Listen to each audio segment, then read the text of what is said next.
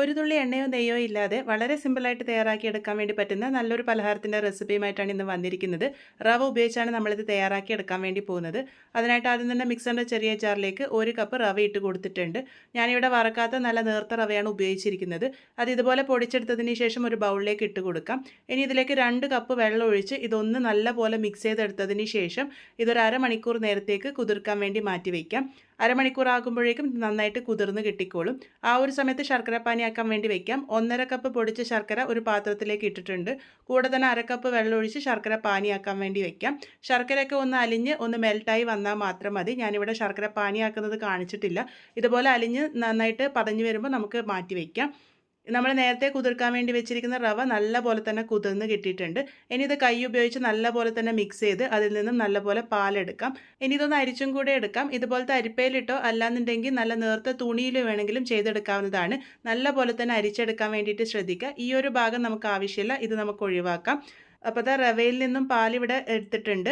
ഇനി ഇതിലേക്ക് 1 കപ്പ് തേങ്ങാപ്പാലാണ് ചേർത്ത് കൊടുക്കുന്നത്. നല്ല കട്ടിയായിട്ടുള്ള തേങ്ങാപ്പാലാണ് ചേർത്ത് കൊടുക്കേണ്ടത്.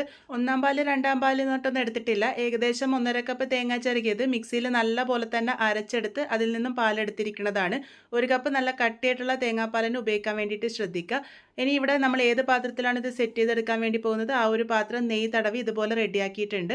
അതിലേക്ക് വെളുത്ത എള്ളും കശുവണ്ടിയും കൂടെ വെച്ച് കൊടുത്തിട്ടുണ്ട്.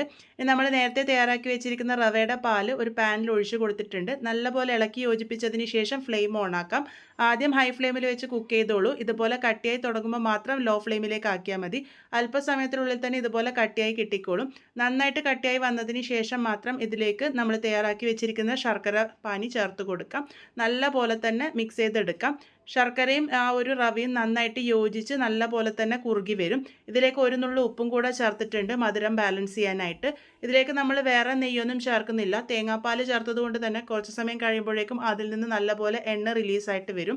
ഇതിലേക്ക് ഏറ്റവും അവസാനമായിട്ട് കുറച്ച് അണ്ടിപ്പരിപ്പും അതുപോലെ തന്നെ ഏലക്കാപ്പൊടിയും ചേർത്തിട്ടുണ്ട്.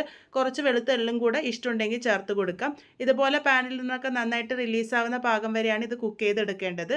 ആ ഒരു സമയമാകുമ്പോഴേക്കും നമ്മൾ നേരത്തെ നെയ്യ് തടവി വെച്ചിരിക്കുന്ന ആ ഒരു പാത്രത്തിലേക്ക് ഇത് ഇട്ട് കൊടുത്ത് നല്ല പോലെ തന്നെ ലെവൽ ചെയ്തെടുക്കാം. ഇതിൻ്റെ മുകളിലും കുറച്ച് വെളുത്ത എള്ള് ഇട്ട് കൊടുത്തിട്ടുണ്ട്.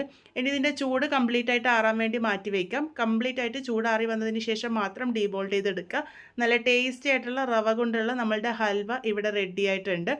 നല്ല സോഫ്റ്റ് ആയിട്ടുള്ള ടേസ്റ്റി ആയിട്ടുള്ള നല്ലൊരു ഹൽവയാണ്. ഇതിൽ എണ്ണയോ നെയ്യോ ഒന്നും തന്നെ ചേർത്തിട്ടില്ല. എന്തായാലും ട്രൈ ചെയ്ത് നോക്കൂ. ട്രൈ ചെയ്ത് ഫീഡ്ബാക്ക്സ് പറയാൻ വേണ്ടി മറക്കരുത്.